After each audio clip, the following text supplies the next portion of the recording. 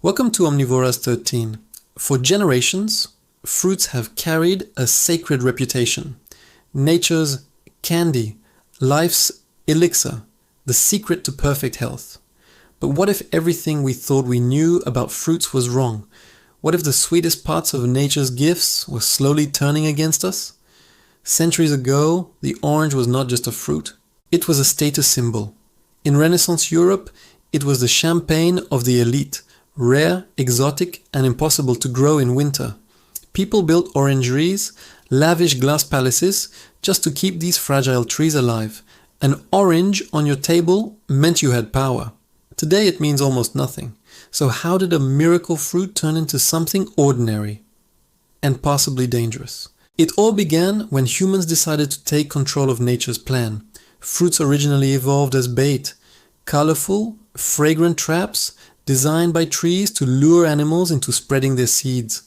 But once we discovered selective breeding, we flipped the game. We engineered fruits to be larger, juicier, and far sweeter. Over time, they lost their seeds, their purpose, and a piece of their natural balance. By the time explorers set sail to conquer the world, the orange became a literal lifesaver. Sailors who ate them survived the deadly curse of scurvy thanks to their high vitamin C content. Without oranges, maritime history might have been very different. The fruit of luxury became the fruit of survival. But this story takes a darker turn. Inside every fruit lies two kinds of sugar: glucose, the universal fuel for life, and fructose, the sweet, seductive twin that plays by its own rules. Glucose raises your blood sugar, giving your body signals of energy and fullness. Fructose, on the other hand, slips through unnoticed, heading straight for the liver. There, it can only be stored in limited amounts. Once that limit is reached, the excess fructose transforms into fat. For centuries, that was never a problem. Whole fruits came with fiber, water, and volume. Eating too much was almost impossible, but the industrial age changed everything. In the late 19th century, California's discovery of the seedless navel orange revolutionized agriculture. Millions of trees were cloned, markets flooded, and soon oranges became cheap and abundant. When the market crashed, producers reinvented their product. They began to squeeze the fruit, bottle the juice, and sell it as health in a glass. Marketing did the rest. A glass every morning to stay healthy. The slogan worked so well that orange juice became a ritual, a daily habit that nobody questioned. But here's the truth. When you drink juice, you are not drinking fruit. You are drinking concentrated fructose, stripped of fiber, a liquid sugar bomb disguised as breakfast. When the liver receives too much fructose, it starts converting it into fat. Some of that fat stays inside the liver. That is how fatty liver disease begins. Silent, invisible, but deadly over time.